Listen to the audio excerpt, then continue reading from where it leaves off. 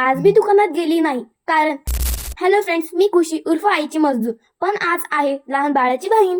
आज मी गेली होती शेतात कारण माझ्या काकाचा मुलगा बघायला. माझे काका शेतात राहतात.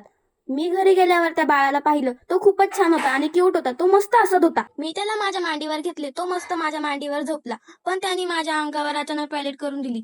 मी म्हटलं त्याला, मी तुला भेटायला आली आणि तू माझ्या अंगावर टॉयलेट करून टाकली. तो हसत होता.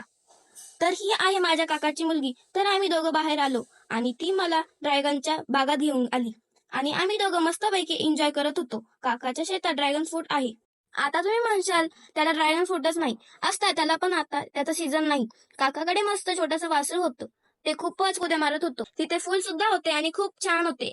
एकदम दिल गार्डन गार्डन झालं होतं. मग आम्ही गेलो कुंडेश्वर गणपती मंदिरात, महादेव मंदिर, ज्ञानेश्वर माऊलीचे मंदिरचे दर्शन घेतले आणि घरी निघालो. आज मी शिकले, कामापेक्षा नातं जपणं ही गरजेचं असतं. उद्याचा ब्लॉग बघण्यासाठी फॉलो करा.